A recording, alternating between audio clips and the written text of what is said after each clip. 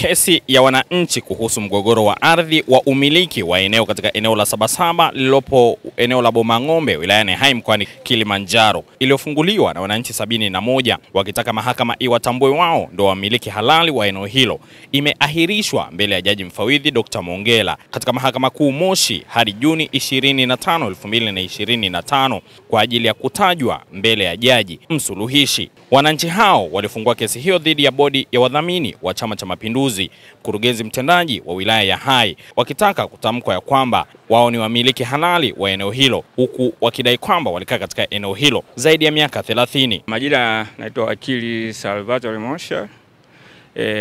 Ni wakili wa plaintiff wadai katika kesi ya ardhi, kesi namba 192/99 ya mwaka 2024 ambayo iko katika Mahakama Kuu hapa Masijara ya Moshi.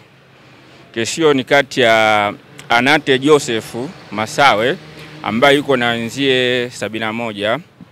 Hao wote ni wakazi wa pale Boma, na kesi yao ni dhidi ya bodi ya wadhamini wa Chama cha Mapinduzi kama mdaiwa namba 1, vile vile dhidi ya mkurugenzi wa halmashauri ya Hai kama mdaiwa namba 2, na vile vile kama na mwanasheria mkuu wa serikali ambaye ni kama nasema ni necessary party au kwenye kesi hii hapa.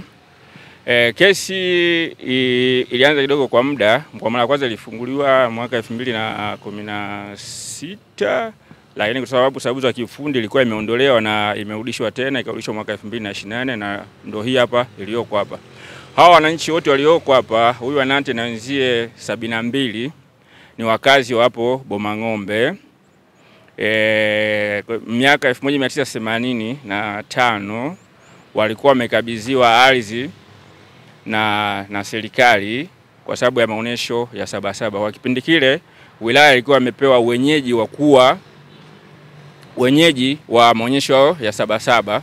Kwa wananchi wakawa wamepewa eneo, wakaambiwa kwamba kila mtu akapangiwa eneo na akaambiwa kwamba waboreshe ile eneo kwa matumizi yao binafsi na watakuwa wamemilikishwa. Kwa kutoka miaka hiyo wakawa wanaitumia ile eneo bila ugomvi wowote wala kuingiliwa na mtu yote, mpaka ilipofikia kwenye miaka hapo ya 2010 katikati ikaja wakagundua kwamba wao kama wao wanaonekana kama ni wavamizi ile eneo, na wakaambiwa kwamba kuanzia sasa waanze kulipa kodi kama wapangaji, kitu ambacho sasa kiliwashtua.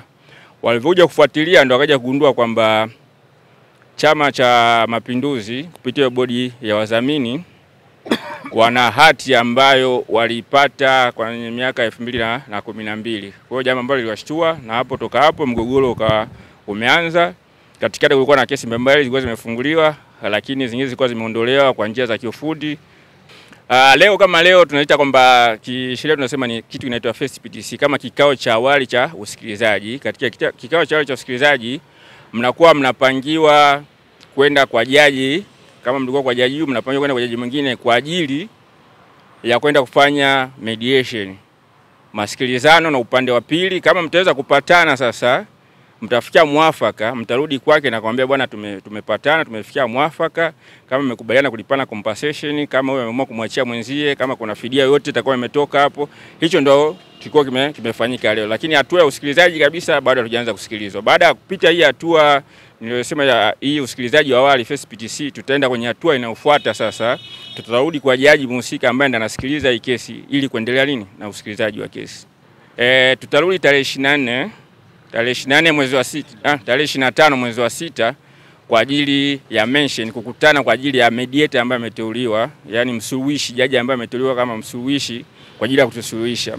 Baada hapo tutasuluhishwa within siku 30. Endapo tutashindwa kufikia mwafaka, tutarudi kwa jaji ambaye anasikiliza hii kesi. Kwa upande wa walalamikiwa ambao ni Chama cha Mapinduzi, wanadai kwamba wao ni wamiliki halali wa eneo hilo kwa kupitia hati ya umiliki namba 32895 ambayo iliyotolewa na halmashauri ya wilaya ya Hai.